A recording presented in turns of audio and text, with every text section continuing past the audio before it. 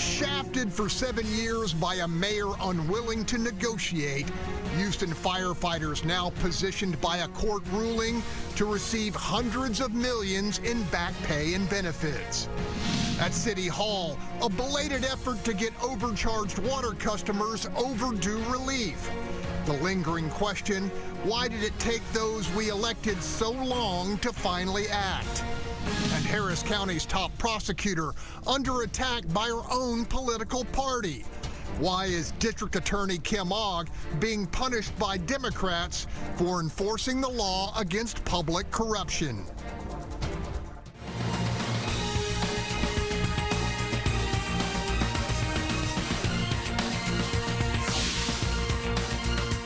I'm Greg Groogan, and welcome to Watch Your Point, where our panelists call it like they see it. Let's greet them. Starting us off, Bob Price, Associate Editor of Breitbart, Texas. Next up, Fox 26 legal and political analyst Chris Tritico. In the 3 spot, Tamaro Bell, longtime Super Neighborhood leader. Batting cleanup today, Holly Hansen, political writer for The Texan. And closing us out, well-known businessman and columnist for Real Clear Politics, Bill King. Let's begin. It's a saga of folks who live somewhere other than Houston find difficult to fathom. How thousands of firefighters, granted the right by the residents they serve to collectively bargain for wages and benefits, have reported to duty day in, day out for 7 years without a contract. No question the ordeal has taken a terrible toll on incomes, on morale, on recruitment, and ultimately on public safety. But this week, the light at the end of the firefighters' seemingly endless tunnel grew much brighter when Judge Laura Reeder ordered the city of Houston to do what outgoing Mayor Sylvester Turner has long refused. That is, negotiate in good faith and arrive at a fair deal for each and every one of the years these first responders have been without a contract. This time, the city will comply because on January 1st, John Whitmire will be mayor. How does the city sue their first responders, the people we depend to take us to the hospital in emergencies? According to Firefighter Union President Marty Langton, Judge Reeder's ruling will allow his members to pursue the back pay and benefits they were entitled to for at least the past 5 years, stretching back to 2018. And panel, that is the giant liability we have been warning about on this program for a very, very long time. And I'm going to go straight to Bill King. You've looked at what Judge Reeder has said. So what the state law says is that you have to collectively bargain. If you can't collectively bargain, then a judge is going to decide what the contract's going to say and how much the raise is going to be. And the standard is that they're supposed to be paid what they would be paid in the private sector. Now, obviously, that's a somewhat subjective determination to make, but it's clearly going to be a lot of money. I mean, most of us have looked at this, think it's at least several $100 million. Some people have estimated as much as $1 billion. And you know what's really sad about this is that Sylvester was completely successful in kicking this can down the road out of his administration and leaving this headache to the next mayor, which happens to be John Whitmire. Yeah, Chris Tritico called the ultimate outcome here. It was just always a matter of time, right, Chris? That was exactly what Mayor Turner wanted to do. He didn't want to deal with it. Kept appealing and appealing, and that's what he wanted. He didn't want to mess with it during his administration, and he almost made it. Almost made it. But it's something Mayor Whitmire is now going to have to deal with, along with the water issue, and those two issues are going to drive the next administration, and it's a shame, but that's what's going to happen.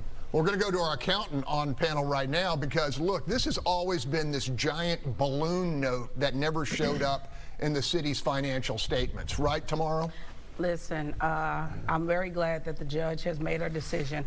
I had a wonderful luncheon on Election Day at Cafe Express with a lot of his firefighter poll workers. We had a really good sit down that day, and I told them that I find it unconscionable that they're in that position, but you got to realize now I'm from Chicago and Gary, Indiana, where the firefighters don't play. Okay, the unions don't play, and there's no question about what they do. And when you say the private sector, I don't know a private firefighting in any city that I know. That's a public job that they put their life on daily, and to be treated like this is unconscionable. So I'm hoping that the resolution they have long waited for comes, and it is going to come at a hefty price. And Houston, I hope we got the money to pay it. All right, Bob Price, as a What's Your Point original, you've had to deal with this topic for all of those years. Absolutely, you know. In January, the books are going to close on Sylvester Turner's administration as mayor, and he will go down in history as the most financially irresponsible mayor in the city's history, I believe. And this firefighters aspect is just the tip of the iceberg in terms of the corruption, in terms of all the financial things that he's just let slide and push down the road, maintenance on our roads. All of these things in the infrastructure of the city of Houston are now going to fall on Mayor-elect Whitmire to have to deal with. And Mayor-elect, my condolences to you, because they've left you a huge hole that you're going to have to fill. All right, Holly Hansen, you know, we were talking earlier about you going and talking to your colleagues from all around the state, the correspondents for the Texan. Are people aware of this giant battle that's been going on and the liability? Not so much. They're not aware of the crime issue in Houston and Harris County, but there are some inklings that there are huge financial problems. We know that the city has been using those federal COVID dollars to plug their budget holes for a couple of years now. And this really puts a dent in Mayor Turner's legacy. Just a few months ago, he was touting supposedly $408 million, excuse me, in surplus funds. Those funds are going to disappear very rapidly. It's all really smoke and mirrors, and that's going to become even more apparent. And as Bob said, condolences to Mayor Whitmire. He's got a lot on his plate. Hopefully he will handle it in a transparent way and thoughtful way. All right, Bill King, you have frequent conversations with John Whitmire. Why is he the best guy to negotiate a deal here? Because I don't think any of us think that the firefighters are going to get 100 cents on the dollar, that ultimately the city can only pay so much. Well, he has a long-term relationship with the firefighters. I mean, they've been supporters of his, and I think John understands the financial reality. Listen, it will be a challenging negotiation because the firefighters are mad, and I understand why they're mad, but they're going to have to understand the city can only do so much. I suspect what you'll see is some kind of a lump sum payment, and then this paid out over a very long period of time. That's the only way it's really going to work. Tamara, do you think there's any chance that Whitmire goes to the voters with a public safety only exception to the revenue cap? Is that possible? It won't work because of the state. The state backup. Yeah, that ain't gonna happen. But I believe Whitmire will be fine. One of the things that Bill mentioned was that their long-term relationship. I mean, he's went to Washington for them. He's been lobbying for them, and I do believe that Whitmire is going to be fine because, as many of you people know, because I've said it on this program before, there's a $1 trillion bipartisan infrastructure bill that I even went to the city council and told them, before you raise these rates, you're going to get money to fix these pipes. Don't do this to us. Why they did this to these people, I have no idea why they did this, knowing that they were estimating their bills. What a great lead into our next segment. Okay. Still to come, Harris County's top prosecutor under attack by her own Democratic Party. Is the sanction against Kim Ogg thinly veiled retaliation for her crackdown on public corruption? And in our Sunday survey, we are asking viewers if they believe the district attorney is responsibly holding public officials accountable for wrongdoing or abusing her power. Tell us what you think. Vote on our webpage, fox26houston.com. Just click on poll at the top of the page or tell 26 using our news app.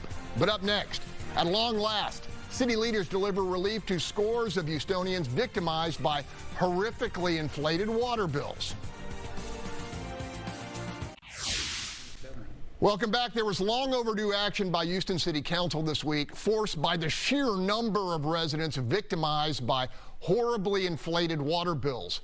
The measures, which frankly should have been put in place months ago, offer residents some financial protection when water lines on their property leak.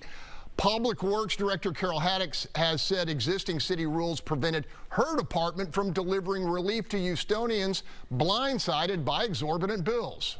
We're not in the business of charging people for more water than they use. That is not what we do.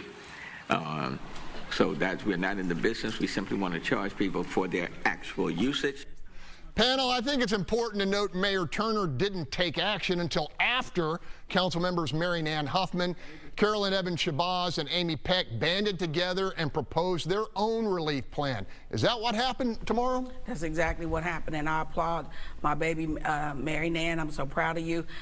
Carolyn Evans-Shabazz, who we do not see eye to eye, but this is one issue that we did, and I applaud you for putting in that bill when they did this, that if they get that infrastructure money, they have to peel back this cost. But what they have done, estimating people's bill in ways that are not probable for somebody who's in a 2,000 square foot house, who's 80 years old, to have a $7,000 water bill. I mean, that is truly pimping the public for your profit. That is unconscionable. And had it not been for these council members bringing this up, we wouldn't be where we are. And we should have been doing this. And then you're going to tell them, oh, we estimated? Baby, ain't nobody playing on your guesstimates out of our real money. Yeah, we have a case for emotional distress on some of these poor people who do all these things.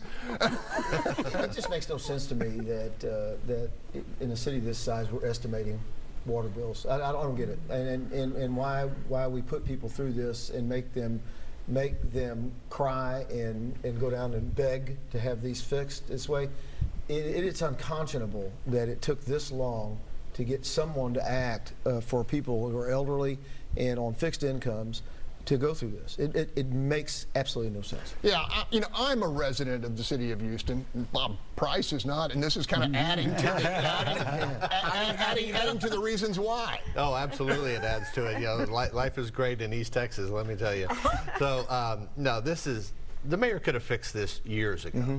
He's known about this problem. People have been complaining about this problem, and it's just another case of him kicking the can down the road, not wanting to deal with a problem that's... I love your statement. If he runs for office again, he can run with a campaign slogan of pimping the public one bill at a time. Bill, any final thought here? Well, you have to also remember, I'll talk about this with the audit in a minute, but the city's water rates are up about 50% over the last 3 years. Yes. 50% in 3 years. And so some of this is an estimated problem. Some of them, the people are just sort of shocked that their bill is up by 50%. Some of it also is frankly that people get a water break on their side of the meter and they don't know it. And they don't know it till they get their first water bill. And look, that is a common thing that happens. But at these water rates, that can run up thousands of dollars. And we've got to do something to give those kind of people, what he said about we want you to pay for what you used. Well, unfortunately, sometimes people have water breaks. That's what we call a natural tease to the next segment. When we come back, a disturbing dive into the city's latest financial numbers. Strap in for bad news because it looks like Houstonians are paying more and getting less.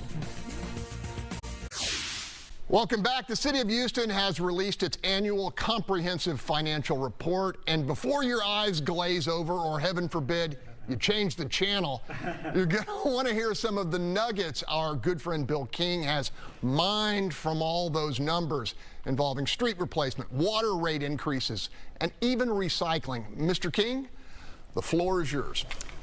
Well, so this is a 400-page report, so there's a lot to get to go through and try to figure out about it. But there were several things I thought were interesting. One is revenues for the city continue to go up rapidly. They've been going up for a couple of decades at roughly 3 times the wages in the city of Houston. So don't tell me about how the city's starved for revenues. That's just not true. Last year we got another $800 million in state and federal aid. That now brings the total over the last 3 years to $4.8 billion. It is absolutely stunning the amount of money that's been put in to prop up the city of Houston over the last 3 years.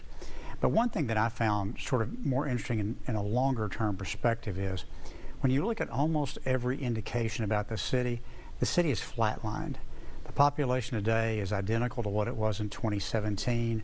The amount of water that we're pumping, identical over the last 6 or 7 years. The amount of sewer we're processing, almost identical. The amount of garbage the amount of garbage that we're carrying to the dump was about the same. Interestingly, the amount of recycling has dropped by 2/3 in the last 2 years. Now, remember that about 2 or 3 years ago, we did this gigantic $25 million recycling center that was supposed to dramatically increase recycling volumes, and now all of a sudden they're down by 2/3. I don't know what the reason for that is, but I can promise you I'm looking into it. Okay, what about asphalt? I found that fascinating. Oh yeah, so we were at a 20-year low in the amount of asphalt that we used last year to repair streets.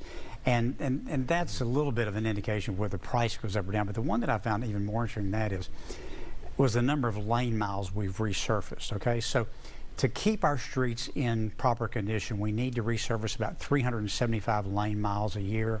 We haven't done that in almost 20 years. And during this last administration, we've averaged about 120 lane miles a year. I like to throw Bob Price a hanging curveball now and then. What does that say about, does that back up the Republican claim that democratically run cities are not being run efficiently? That is a hanging curveball, and the short answer to that question is yes.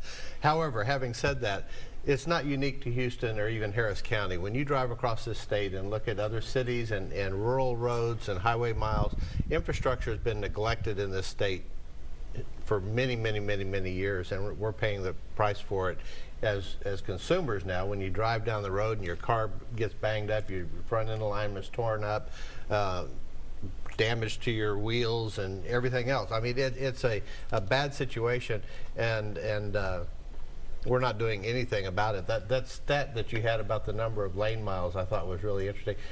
You are an amazing combination of an attorney and what appears to be a CPA.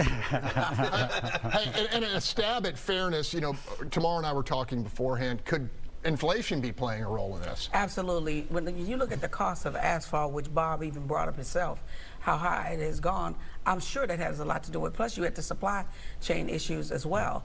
But as I have said to you all, the $1 trillion infrastructure bill, which a lot of those powers to be in Austin knew was coming down the pipe, so they didn't want to use their money. They were waiting for this to pass, and it passed. And thank goodness we have Congresswoman Sheila Jackson Lee, who just passed the most life-changing foreign corruption bill on Friday, which y'all didn't mention, that there was all over the news about. I believe Houston can get their share. But Bob brought up something. I was driving years ago, they were building the Enron Field. Tire went, brand new car. I did the fool. I chased that contractor down in his truck and came back because they didn't put the plate. The plate. Yeah. So, he's right about the neglected roads, but we got to do better. Holly Hansen's one of the most industrious reporters I know. I mean, when you hear those numbers, they collectively, do you think, make for a story? Yeah, I mean, I was shocked to hear Bill's analysis especially about the lane miles that have been resurfaced. Although I don't think it's a big surprise to people who have to drive on Houston city streets when they're going to work and into family issues. I don't live in the city, but I have to come in the city a lot. I see it. It's a little treacherous, right? Thank goodness you do to come to Watch Your Point. Up next, you know what they say, you can gauge a political party's character by the company it keeps. So why in the world are Texas Republicans making room in their tent for neo-Nazis and anti-Semites? Welcome back. We've talked a lot on this program over the years about the hyper-polarization underway in Texas politics, as in the hefty drift to the far left by leadership of the Democratic Party and the equally radical lurch to the hard right by our state's GOP. Recently, a stark example has emerged which I think demands discussion. That is, a vote by the Texas Republican Party Executive Committee against a ban on association with known anti-Semites, Nazi sympathizers, and white supremacists. In a rare display of recent agreement, both Texas House Speaker Dade Phelan and Lieutenant Governor Dan Patrick condemned the Executive Committee's vote, with Phelan labeling the move despicable. Panel, this is just the latest evidence of how once fringe factions have gained a solid foothold in what many still consider mainstream parties. Bob, I'm eager to hear whether you're troubled by this, and I bet you are. I'm extremely troubled by this. Now, we do have a constitutional protection of free association in this country, but that should come with some degree of wisdom. And for the State Republican Executive Committee to vote against an obvious hate issue with neo-Nazis and white supremacists and the anti-Semitic types of things. It's akin to the president of Harvard University testifying before Congress, who can't say that genocide it depends on the context. You know, this is ridiculous. There are some absolutes in this world, and this is one of them, and they should have stood up. They should have taken a vote in affirmative on this and should have stopped this and punished the people that are doing it. Holly, is there any nuance here? No. I mean, there were a couple of resolutions that were much milder that were passed, but this is an embarrassment to the party, and this is why Patrick and Phelan came out and condemned it. And this is an important conversation for Republicans to have. I would note that sometimes with your party apparatus on both sides of the aisle, you tend to have, you know, more extremists be involved there. They don't always represent the actual rank and file primary voters. A friend of the show, Sue Lovell, and I were talking about this yesterday, and how often when you end up in the primary election, they have no idea what's going on with these executive committees. All right. And so forth. Tamara Bell is spring-loaded. You could see it. How could they not be out against this? They got to have family reunions. They got to celebrate Christmas. They got to celebrate New Year's. That is why they were against this ban. They don't condone this. They, by any way, are they? Should they? Hell yeah. But do they? No, they don't. I'm just personally sorry this happened, because now Dade Phelan and Dan Patrick are getting along. That'll be a short-lived honeymoon. It will. It's sad for Texas. Look, you see. I think you pointed out the Harvard thing, and it just galls me, these things that occur like this. I don't get it. I don't understand it. And the Harvard president made it through. The University of Pennsylvania didn't make it through. And how you can't sit in a congressional hearing and say this is wrong is beyond me. All right, final word to Bill King. More proof positive that the duopoly is not in step with most of America. So, you know, Gallup has been asking for many years, I think about 25, 30 now, you know, do you consider yourself a Republican, a Democrat, or independent? And the support for both parties has been in a steady decline over that time. We're now down to where it's typically somewhere in the mid-20s for each party, with about 50% of the people saying, I don't want to be associated with either one of these. I think you're going to see that accelerate. I mean, this kind of stuff, and what we're going to talk about here in a minute with, you know, the Democratic Party in Harris County saying it's don't prosecute our people. I mean, people are just, normal people are disgusted by this conduct, and they don't want to have anything to do with either party. Another natural tease. When we come back, Harris County's chief prosecutor attacked by her own political party less than 3 months from the critical March primary. Could Kim Ogg's battle against public corruption end up costing her her job? She has weaponized her office, been out of step with Democratic values, put her finger on the scale in favor of Republicans and Republican policies, both in elections and in legislative sessions as well. Local Democrat Daniel Cohen leading the successful campaign for party admonishment of Harris County District Attorney and fellow Democrat Kim Ogg. In addition to Cohen's laundry list, precinct chairs in the majority publicly criticized Ogg for investigating and actually prosecuting fellow Democrats, as in a trio of senior aides to Harris County Judge Lena Hidalgo, who've been indicted on felony charges related to rigging a multi-million-dollar contract. Ogg labeled the vote political theater and pushed back. And I think that last night what you heard from a few was that they prefer party over my oath to the law. And I have no choice. I'm an officer of the court. I swear to God to uphold and protect the laws and the Constitution, and that's exactly what I do. I think that this type of political pressure on a prosecutor is unfortunately common these days. We see it at the federal level, we see it at the state level, we see it at the local level. And prosecutors have a job to do. We're the hard stop on public corruption. There is no one else to take these cases, and sometimes that pits us at odds with people in the same party. It's certainly no coincidence that this admonishment comes roughly 8 weeks before Ogg faces her former employee, Sean Tier, in the March primary. Panel, Surely these Democrats understand that declining to prosecute a corruption defendant based solely on party affiliation would be, in and of itself, a corrupt act. Am I wrong? I'm not a lawyer, Chris. Yeah, well, but you play one on TV.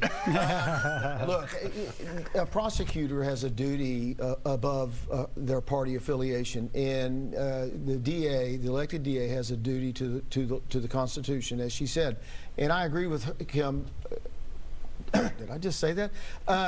Kim has a duty to the law, and if a case comes to her office, that they have a duty to investigate it, and if they have probable cause, they have a duty to go to a grand jury and seek an indictment. It's just that simple. And so to shy away from prosecuting someone because they're a Democrat would be illegal in and of itself, in my view. And so I think that to that end, Kim is saying the right thing, that if I don't care what party they are, if they've violated the law, I have to prosecute these cases. Now, if she is making political decisions, though, about prosecuting people because she feels they've wronged her, that's the problem, if that's the case. All right, but isn't her complete backup the fact that the Texas Rangers conducted this investigation, Bill? It seems to be what our viewers think, because 80% say Kim Ogg is acting responsibly. Yeah. And Tamara's made this point many times. When this case came in, because of the political implications, Kim referred it to the Texas Rangers, so her investigators were not looking at it. The Texas Rangers were the one that developed the case and brought it back to a grand jury, who then brought the indictments. You know, the Texas Rangers and the grand jury brought this case. By the way, in the 50 years I've been looking at public, issues, this is the worst bid rigging scandal I've ever seen in 50 years. They gave an $11 million contract to a company that had one employee with zero public health experience over the University of Texas health system, which, does this kind of work all the time. And by the way, UT Health bid $4 million less than she did. Yeah. It is the worst corruption I've ever seen in a contract procurement in my life, and she damn well should have proseted it. All right. I want to say one thing about the Texas Rangers. They don't come in independently. Kim Ogg has to call them in. And the DA's office is still leading the investigation, and the Texas Rangers still report to the DA's office. But the DA... But she referred it to them. But they still... I understand they still direct this, okay? All right, here's this. I go to tomorrow when what's bubbling under the surface here? Do you smell political forces like Rodney Ellis, Lena Hidalgo? Listen, y'all. First off, I don't know why y'all did this admonishment. I don't know, because me personally, I was upset with her for not prosecuting public officials, because y'all still forgot about that artwork at the private museum that was tour only by the tour guide, your commissioner Rodney Ellis, over there in what was a raggedy repair shop for used equipment that became another art museum with on the taxpayer dollars for over a year. And she didn't do anything. So don't say she go after corrupt officials, because how do you get the county my tax dollars to pay for your storage? I ain't figured that one out yet. And yes, Chris is right, it was still her case, but she ain't the one that investigated them. The Texas Rangers found the evidence that was necessary to go to the grand jury, and they are the ones who decided to move this forward. But look, what you need to look at is, who are they really looking for? Because I promise you, it ain't them 3 employees, and it ain't just the lady Felicity herself. You keep watching this. This is like the edge of night. I know y'all young, y'all know what I'm talking about, but I promise you, y'all keep watching this as the world turns. 30 seconds for you, I like Bob. the soap opera references there. So Lena is, in this day and time, it's unfortunate that somebody having the intellectual honesty to go after somebody within their own party is an exceptional thing, and it's not the norm as it should be. Now, you can also look at the other extremes as to who might replace her, and look at New York City's prosecutors, and look at Los Angeles, and look at San Francisco, and look at Seattle, and look at Portland, and see the mess that you could be in if you have somebody that uses their political office as a weapon and ignores the rule of law and just lets people go. Sounds like we need to talk more in overtime. Still to come, Republicans in the U.S. Senate draw a major line in the sand, blocking billions for Ukraine and Israel until our border is better secured. But up next, the well-known candidate looking to retire, Congresswoman Sheila Jackson Lee. We're talking with Amanda Edwards, who says folks in Texas 18 are ready for change. Welcome back. With the March 5th primary election roughly 10 weeks away, many eyes are turning to the race for Congressional District 18, where former Houston City Council member Amanda Edwards is challenging 15-term incumbent Sheila Jackson Lee. Seen as a formidable opponent with $1 million or more in her war chest, Edwards views Jackson Lee's lopsided mayoral runoff loss as telling. Convince me and our viewers that you are the best person for this job. We've been talking to residents about what matters to them most and what they think. And one thing has been resoundingly clear: they are ready for change. It doesn't matter what neighborhood I go to. It doesn't matter what zip code it is. People are ready for change. And I am the person in this race that can bring the change that people are looking for and that they deserve.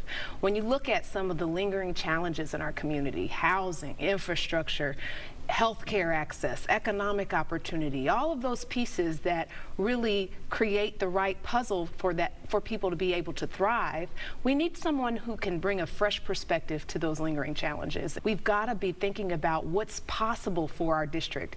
I've had so many just great conversations with residents about thinking about what's possible, and people want to be optimistic about the future. And I'm able to bring both to the table, fixing the challenges, but also seizing the opportunities for our district. For the last 5 months, Congresswoman Jackson Lee has been running for mayor. Yes. Unsuccessfully. She lost 65-35. She only won her district by a single point. What does that tell you? The district has changed, and the district has changed in the sense that they are ready to move in a different direction, one that's going to move them forward. I think people are feeling right now very shut out when they're not seeing the transfer of leadership and new leaders coming on deck. I've heard that, and it doesn't matter age demographic. I've heard it from all populations that people want to see new leadership emerge, as they call it, new blood, as they say. And I think that's totally fine. I think sometimes we get caught up in thinking that the seats belong to the elected official. And that's not the case. Those seats belong to the public, and in this case, the 18th Congressional District. So I've heard analysis that you're going to need some younger supporters. People have felt shut out. This election is about them. I always say this campaign isn't about me or about anybody else who's filed for the seat. It's about you. It's about what you want to see in your neighborhood, what you want to see in your community, and who you believe best represents those goals and can deliver the results. It doesn't do you any good for me to give a good interview or give a good campaign speech if it's not accompanied by the action, the results. That's what democracy is supposed to be about. It's supposed to be about not just the access to the ballot booth. That's step one. Steps 2 and beyond have to be about us as elected officials delivering the change that we talk about on these campaign trails. And when I show younger people that I understand what the job is, and that is to represent you and to deliver, both and, they get really excited. When we come back, you'll hear from the 15-term Congresswoman herself and our panel as well, ready to opine on Jackson Lee's prospects in the primary to come. I am known in the United States Congress as a person, again, who gets the job done. So let's go to work. I'll be in this primary election and hopefully move on to the general election and be able to serve again. Congresswoman Sheila Jackson Lee announcing her intention to seek a 16th term in Congress. Panel, you've just heard from challenger Amanda Edwards, who says people want to change. My question to you is simple. Do they? And I'll ask you that tomorrow, Bell. Do they want to change? Not in the 18th Congressional District that I live in. The fact that the vote that you compared with the city, the nonpartisan election, it was because many told me they did not want to lose her as their congresswoman. They love the job that she's done. When we've been in any crisis, she's been the first one to show up to help in the 18th Congressional District. Whatever you want to say about her, don't say she don't show up. Don't say you can't touch her, because she is on the road 24/7, touching up people, some of them at their lowest times. She's out there when no other politician is out there. She is the one that has come to rescue during COVID, during hurricanes, during storms, during the ice storms. She has been there. I've been living in that district for 40 years, and I'm telling you, in Congress, seniority matters. The committees that she sits on, everybody keeps talking about the only reason the city is not totally broke is because of the federal funds. Well, who do you think got them there? She just passed one of the biggest foreign corruption bills on Friday with 2 other congresspeople and 1 senator out of Rhode Island. That's been on all the news about what she just did. She is the one who got the George Floyd Act passed over a year ago. She is doing her job. Now, sometimes when people need a job, when they need a job and they're looking for work, they do things like this. All right, that district has changed. It's changed. You know, it's got parts of Atascocita and Humble, and it's moved around, and the number of Latinos in that district. Chris, do you think Amanda Edwards, and by the way, it does not look like the Congresswoman has a lot of money in her war chest, and does that matter, Chris? Well, the money part may be the thing that Sheila's got to worry about. The district, one thing that I know about Sheila Jackson Lee is she knows her district better than anybody. And I've never met anybody that works as hard as Sheila does. I've worked with her on cases when she came in and called me and said, I'm going to help you with this. And I've never seen anybody work as hard as she does. And so she knows her district, and she knows the people in her district. And Amanda Edwards has more money than she does, but Amanda's got a lot of work to do to make up for what Sheila knows about her district. Which gives us something to cover over the next 3 months. Up next, the intriguing numbers which indicate nominating Donald Trump is not the best bet for returning a Republican to the White House. He says, you're not going to be a dictator, are you? I said, no, other than day one. We're closing the border, and we're drilling. After that, I'm not a dictator.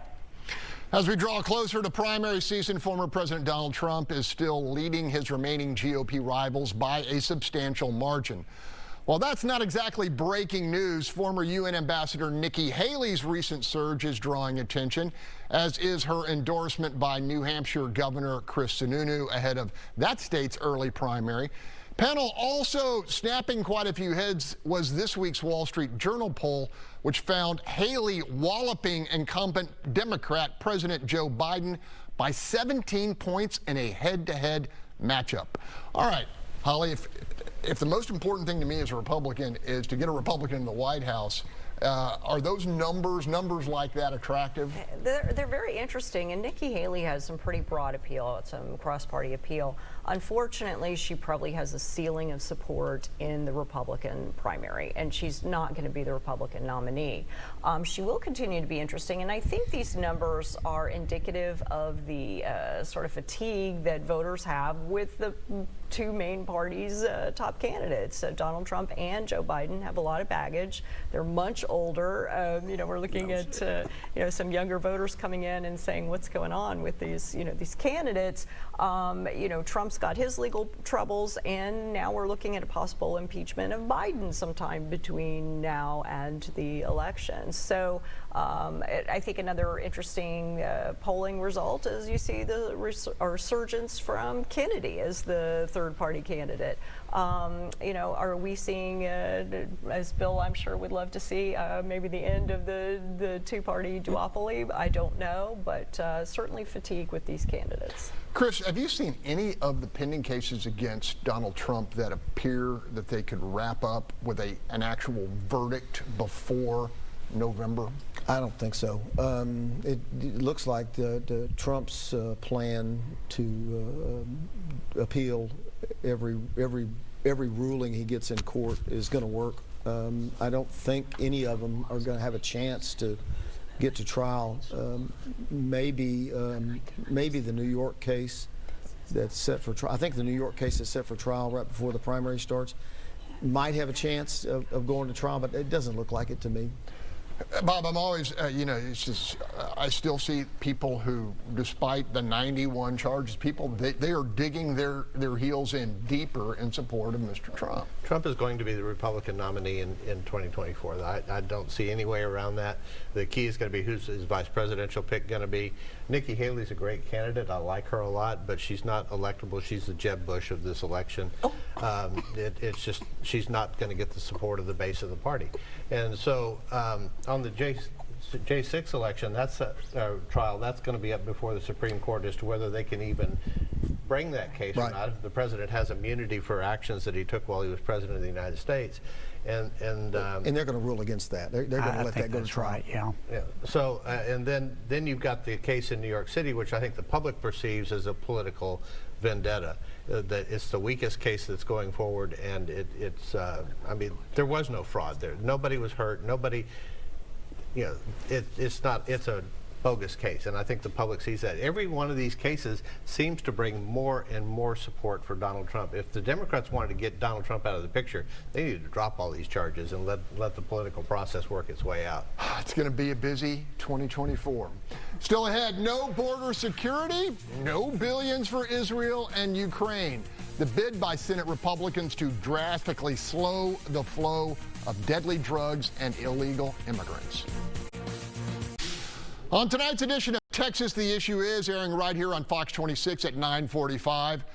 We're talking to Senator John Cornyn about the high-stakes bid by he and Republican colleagues to block billions in aid for Ukraine and Israel until President Biden substantially bolsters security on the southern border.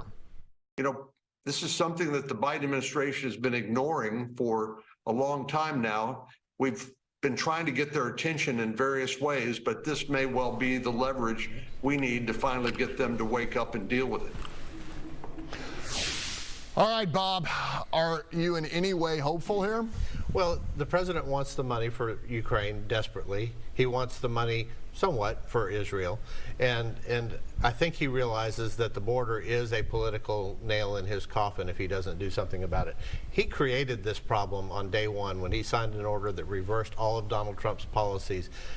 The Biden administration apprehended more migrants in the first 2 months of this fiscal year than during the entire last fiscal year of Donald Trump's office. They only apprehended 400 and some odd thousand during his last full fiscal year in office. So yes, this is the time. The Republicans are pushing it and taking advantage of the leverage that they have while they have the leverage, and there's a real possibility that something could get done. Real quickly to Bill, I mean, our biggest hawks, other than Bob, on border security have become Tomorrow and Marcus, our good buddy Marcus Davis.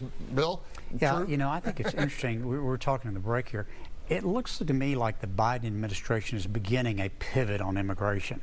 I mean, if you look at the polling, his two big numbers are inflation, which I think is going to take care of itself next year.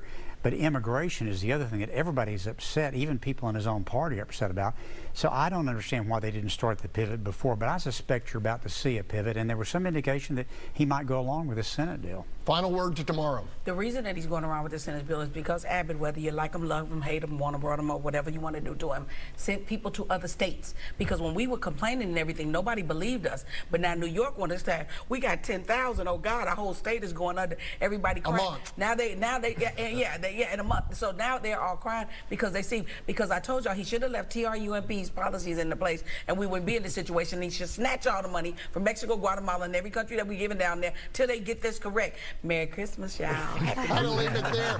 Thanks to this week's panel, and thank you for joining us. The conversation continues on a national level next on Fox News Sunday with Shannon Bream, and we'll keep talking here with What's Your Point Overtime, streaming live on fox26houston.com and on our Facebook page. From all of us here, have a safe and joyous week. Merry Christmas! Merry Christmas!